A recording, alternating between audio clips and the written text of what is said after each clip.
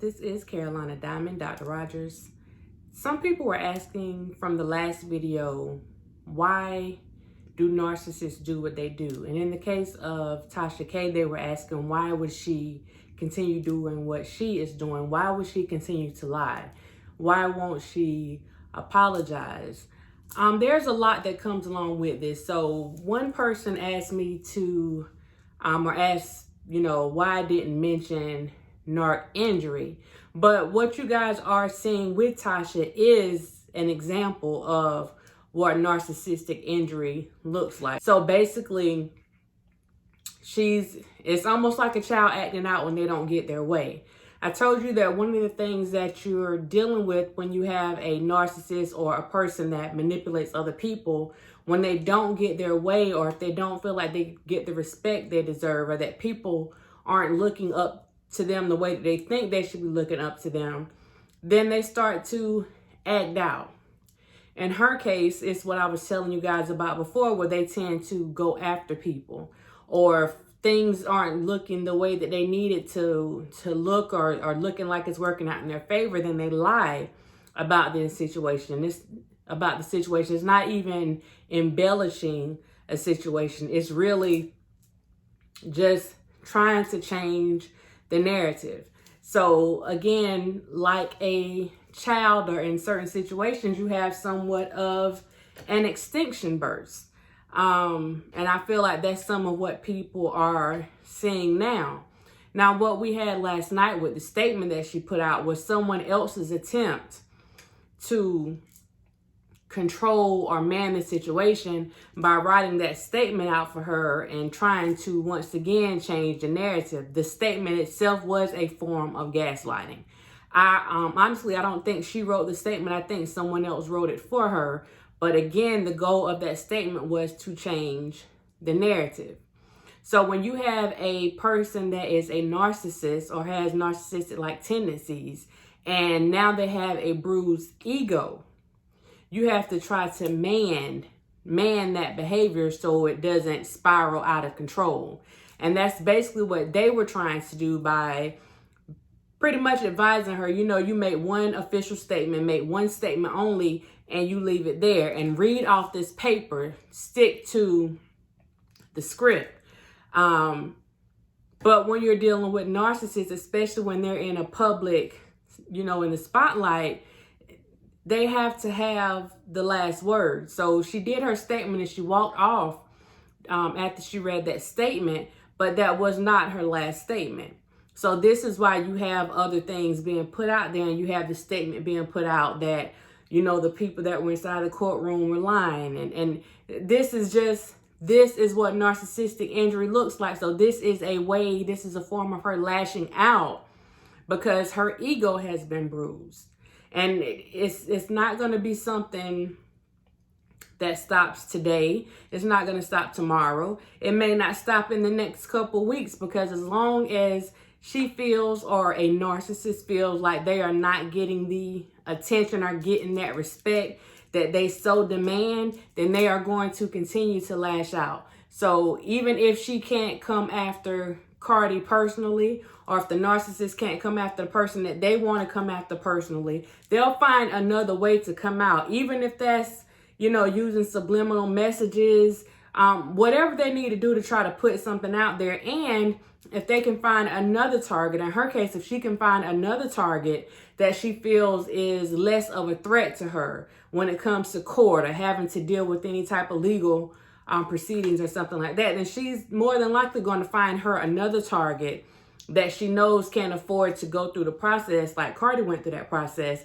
and she'll find someone else to come after. She may not do it directly. It may be more so indirect, like the tweet or the message that went out today, but that's pretty much what you're going to see. You have a bruised ego, and for a narcissist, it's an overly bruised ego. It's not like you just came after something that they said. For a narcissist, when you confront them, or when you pull them up or call them on their mess, then it's like a personal attack. You have attacked their soul. You have attacked their very being.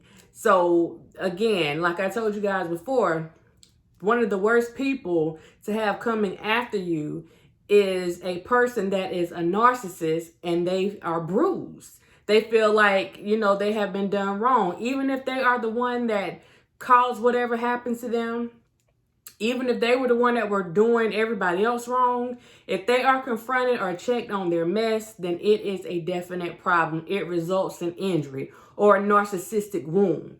It's like, oh, you shot me. Like, they have a wound there, and it takes a while for that wound to heal. And for some of them, it may take forever for that wound or those wounds to heal, because it's easy for them to, you know, let what other people say brush, you know, they can just brush that off when people are telling them what they did wrong and oh, you should have did this to this person and that to this person or whatever. But in a case like when we look at Tasha, she wasn't just told that she was done wrong. She was reprimanded for her behavior. She was called out on her behavior and she was reprimanded. Even though she's not holding herself accountable for her behaviors, the court held her responsible for her behaviors. So even though she's coming out saying, you know, no lies were told and you know, we're going to fight and we're going to do this. And like I said, she attempted to act like it didn't bother her. I went back and watched that video last night of that statement. And she, like I said last night, she was very bothered from start to finish. And even when you watched her at the beginning and she was reading over the statement, she was very uncomfortable with the words that were in that statement.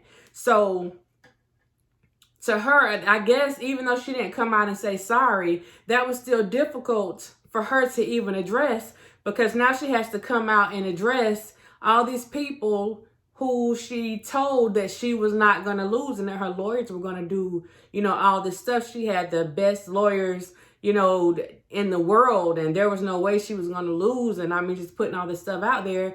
And now you have to come in front of all these people and make a statement. So someone has to craft a statement, understanding that they're dealing with a narcissist. So they have to do it in a way that doesn't offend the narcissist, especially if they want to keep working with them or keep working for them or keep having dealings with them.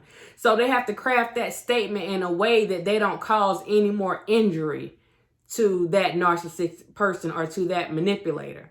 So even in doing that statement, that narcissist has trained the other people to do the same type of gaslighting that she does, because that was a definite attempt at gaslighting, bringing up all this other stuff again. I told you, narcissists, whenever they are wrong about something, instead of them saying that they're wrong, they'll look for an external factor to blame things on. And you heard them talking about Chicago and stuff happening to kids over here and stuff happening to different people in different places. That was an attempt to use some external factors to get people's attention off what was actually going on right in front of them.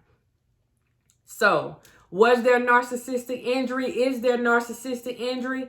Absolutely. Are there narcissistic wounds? You guys saw them last night. You can go back and look at the video and look at her face.